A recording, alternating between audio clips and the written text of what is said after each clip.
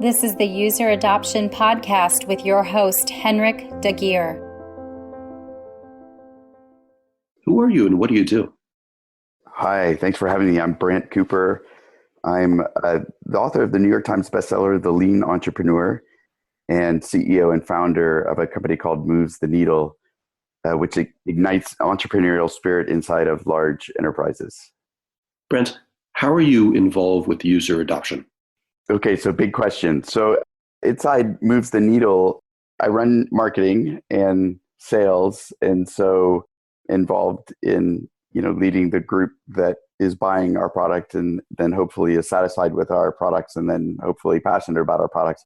We also do that sort of work for enterprises. And in my book, The Lean Entrepreneur, we talk quite a bit about user adoption and have a framework which we call the value stream discovery, which maps 7 states from the customer's perspective, how they become first aware of a product or service to becoming passionate about it. And so we've taught that to hundreds, thousands of entrepreneurs, startups, and large enterprises. Brent, what are the biggest challenges and successes with user adoption? Well, I think that the biggest successes are helping organizations get to satisfied customers, which I think is the first goal. And in my own company, we've doubled in size every year since its founding. And so not only have we created satisfied, but we've created passionate customers who refer us to other businesses. And I guess, that's the biggest sign of success at user adoption is when you see organic growth based upon word of mouth, based upon referrals, that sort of thing.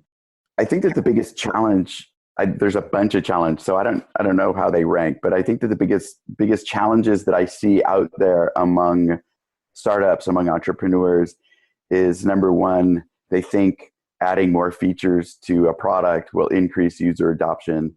And two, if they show those new features to more eyeballs, that will also increase user adoption. And in some cases, that's obviously true. But I would say in the vast majority of cases, neither of those are true.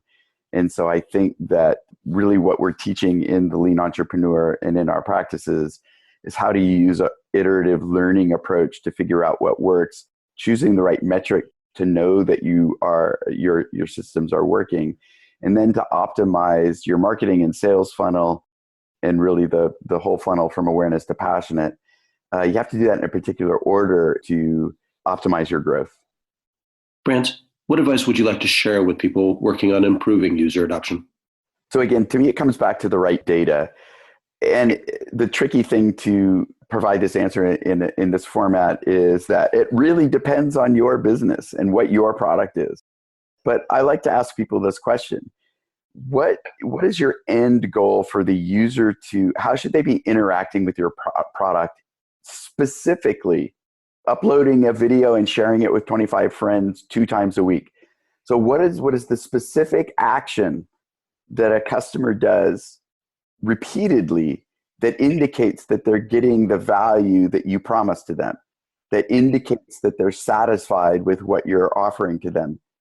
If they upload a video and share it once and share it and go away, clearly they're not satisfied. So you have to put that metric within some sort of a time value so that they're doing that activity within some context. And then what you're tracking week over week or month over month is the increasing number of customers that are behaving in that way. So that's a number that's also called engagement, or it's called what's the retention metric, or what's an active user look like. And those are all great. I like to look at it from the customer's point of view, that they're satisfied when it gets to that. And so that is your bellwether. That is your target. And then if you're not there yet, work backwards from there to where you are today and figure out, well, what is the behavior that my customer is going to indicate to me that they are stepping towards achieving that number? And so I'm going to then do business activities, whether it's messaging, whether it's calling them on the phone. Whatever it takes, I'm going to do specific activities to get those people to take those actions that I know lead them to being satisfied with the product. After you get to that point, then you can focus on this next step of getting them from satisfied to passion, or you can focus on increasing, your awareness campaigns in order to get more people into the funnel. But you need to figure out that I've got somebody active. How do I get them to that satisfied metric? And that's really job one for most startups and entrepreneurs. Brant, where can we learn more about user adoption and your work on this subject? Well, I'm guessing you already have the assets. Follow Henrik to find out where you can learn more about user adoption. My specific methodologies are in the book, The Lean Entrepreneur. I'm available on all social media at Brant Cooper. My enterprise company website is movestheneedle.com. We blog about a variety of tactics people might find useful. We have some free tools to download that can teach you how to run experiments and to create what we call customer problem solution zooms, so you can understand your customer more deeply. And so you're welcome to come to movestheneedle.com. And other than that, feel free to reach out, Brant at brantcooper.com. Well, thanks, Brant. Thank you, Henrik. For more on this, visit useradoptionpodcast.com. Don't forget to please subscribe, rate, and review. And for a book about this, check out useradoptionbook.com. Tune in next week for the next episode. Thanks for listening.